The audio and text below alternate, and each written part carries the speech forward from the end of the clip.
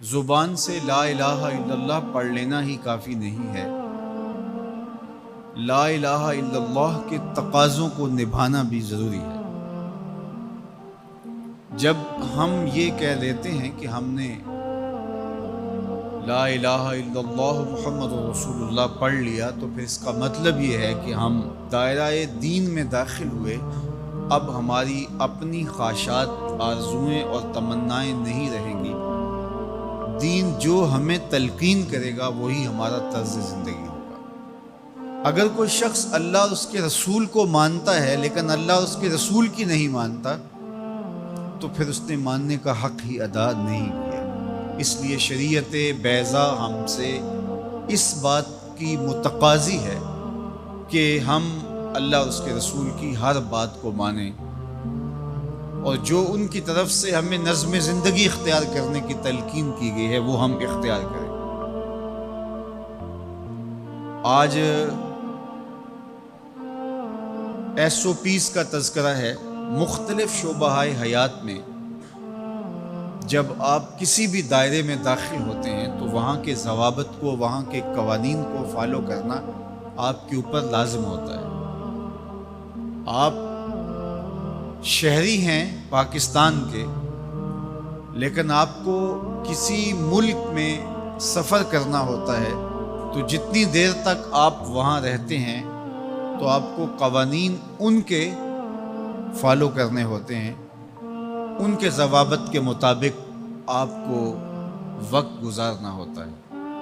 تو یہ بات اچھی طرح سے ذہن میں رکھیے گا کہ اسلام صرف اعتقادات کا نام ہی نہیں ہے، بلکہ یہ ہماری مکمل معاشرتی زندگی، ہماری مکمل اقتصادی زندگی، ہماری اخلاقی اقدار، ہماری تقویم، ہمارے رسوم و رواج، طرز معاشرت، ایک ایک چیز میں اسلام کامل، اکمل اور مکمل رہنمائی دیتا ہے۔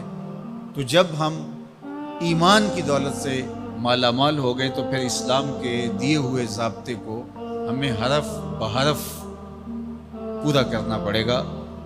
تو جو شخص اسلام کے دیے گئے اصول و ضوابط کے مطابق زندگی گزارتا ہے اور صالح اعمال اس کی زندگی کا شعار بن جاتا ہے، تو پھر اللہ اس کو صلہ کیا دیتا ہے؟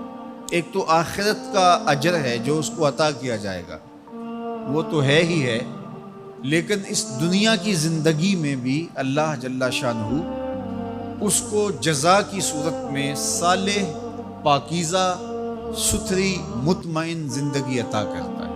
اللہ اس کے لیے رزق حلال کے اسباب پیدا کر دیتا ہے۔ دیکھیے، جو میری اور آپ کی قسمت میں لکھا ہے، ہمارا جو مقسوم ہے، وہ ہمیں مل کے رہے گا۔ جب بچہ شکم مادر میں 120 دن کا ہوتا ہے، صحیح حدیث میں آتا ہے کہ اس کا رزق بھی لکھ دیا جاتا ہے، اس کی عمر بھی لکھ دی جاتی ہے، اس کا شقی و سعید ہونا بھی لکھ دیا جاتا ہے۔ یہ لکھ دیا گیا ہے، قلم اٹھا لیا گیا، سیاہی خشک ہو گئی، میرا اور آپ کا لکھا ہوا مقدور ہے، مقسوم ہے، وہ ہمیں ہر صورت میں مل کے رہے گا۔ لیکن یہ ہمارا اختیار ہے کہ ہم اس لکھے ہوئے کو، اس مقسوم کو حاصل کیسے کرتے ہیں، بذریعہ حلال حاصل کرتے ہیں یا بذریعہ حرام حاصل کرتے ہیں، تو یہ انسان پہ چھوڑا گیا ہے۔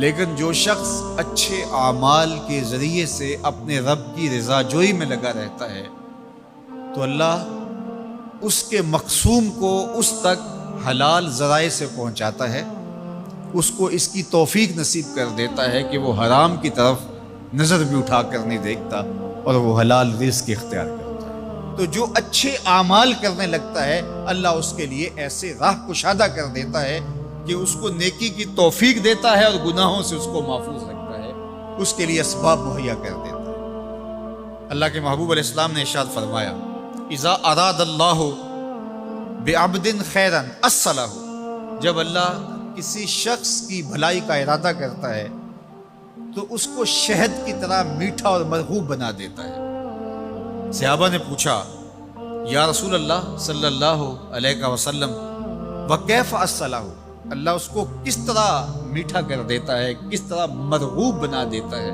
تو اللہ کے محبوب علیہ السلام نے ارشاد فرمایا کہ اللہ مرنے سے قبل اس کو اچھے اعمال کی توفیق نوازتا ہے، اور پھر فرمایا فَيَقْبِضُهُ عَلَيْهِ، اور وہ نیکیاں کرنے لگ جاتا ہے کہ اللہ اس کی روح قبض کرتا ہے۔ تو جو نیک اعمال کرتا ہے اللہ اس کے لیے پھر آسانیاں مزید پیدا کر دیتا ہے۔ تو یہ صلہ ہے صالح اعمال بجا لانے کا۔